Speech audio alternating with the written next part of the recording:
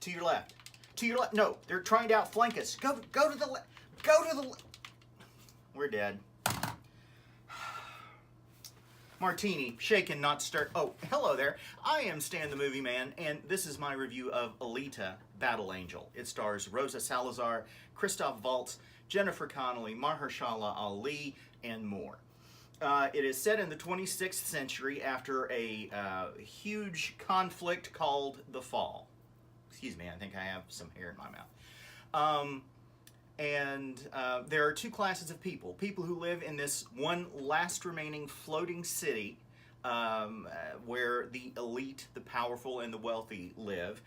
And then you have everybody else on the ground. One of those people on the ground is Dr. Dyson Ito, played by Christoph Waltz. He provides medical services to people that now in the 26th century, a lot of people have cybernetic limbs, and he treats them, he attaches them, he reconnects them if they get yanked off somehow, like in their jobs or whatever. And he's a caring, wonderful man who often does his services for free.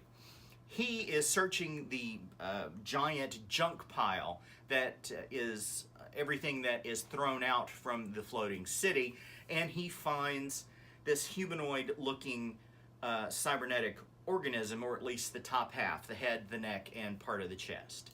And he gives her a body that he had constructed for someone else, and he names her Alita, that is Rosa Salazar. Alita has no memory of what she was before, but Dr. Ito is aware that she is something special and unique amongst all the cybernetic organisms that exist in the world. His ex-wife, Chiron, played by Jennifer Connelly, works for a fella named Vector, played by Mahershala Ali, and he is the primary villain in the film.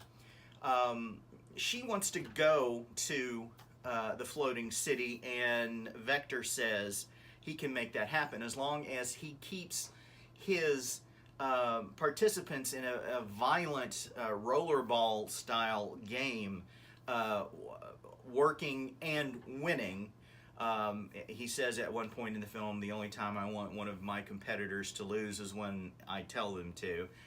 He makes a lot of money off of gambling on these games. And here's where the problem with the film starts, is that it goes in about 12,000 different directions at the same time. Alita meets a young man named Hugo, played by Keenan Johnson, who is making his way through this world the best way he knows how. Anyway, Alita learns, she has flashes of memory, and she also learns what her true origin is, who she really is, and begins to tap into her potential. Alita Battle Angel looks terrific, in my opinion. It is of course, mostly digitally rendered film. Salazar herself as Alita, there's some behind-the-scenes photos and video, and she's got those dots all over her face because Alita has these giant eyes. And her face and hair, of course, and most of the stunt work in this film that she does is all digitally rendered. But you know, you get past the big eyes pretty quickly because Alita's a sweet girl, and there's this relationship between her, this father-daughter relationship between her and Dr. Ito. There's the tension between Ito and his ex-wife, Chiron.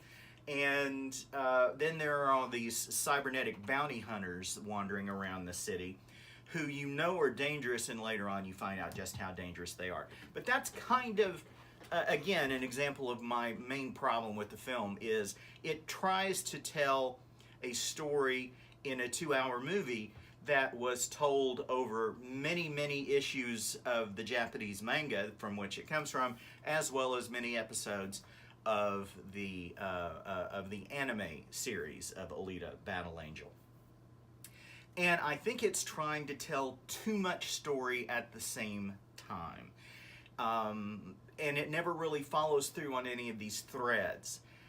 And while I like the characters, I like the visuals, I liked many things. I like the world building, and the more information we learn as we go along, you know, it starts to make a little more sense. But ultimately, what this is a 2-hour-long preview for the real movie that they hope to make later. At least that's my opinion. Because the ending of the film doesn't really bring the story to a conclusion. It brings it to a point. There should have been more story after the end of the film, and there is, because it is based on a multi-issue and episode Japanese property. But what it doesn't do is really provide any closure, any conclusion to the story in this first film of Alita: Battle Angel. I would really have preferred that they gave us a decent conclusion and then teased another episode, if you will, another film to come. But they have essentially decided to do what many people thought Back to the Future 2 did, which is just be a preview for the next film. And that one was able to get away with that because they had a first film that had a decent conclusion. So the second film was getting you to the third film to wrap up the story. This is the first film in what I'm sure they hope is a series of movies, and it just doesn't provide the sort of emotional conclusion, the feeling that, yes, we've gotten to the end of this, but oh wait, there's this other little thing that we can build the next movie off of. No, they don't do that. They just leave this giant iceberg in the path of the Titanic, but they don't actually show the ship sinking. It is fine to a point, but what it manages to be more than anything else is a cynical cash grab. And that's why, despite how much I like the visuals and the characters, and I want to see more of the story, but I find it extraordinarily annoying that they decided to do this way, and that's why I'm giving Alita: Battle Angel 2 stars. Go to StanTheMovieMan.com to read my complete review. You can listen to The Fractured Frame, a podcast where some friends of mine and I get together and discuss the latest in movie, TV, and streaming news. You can get that wherever you get your podcasts. Follow me on Twitter @MovieManStan. And please, if you have a question, comment, something you want to let me know about, please send it to me in an email. StanTheMovieMan123 @gmail.com.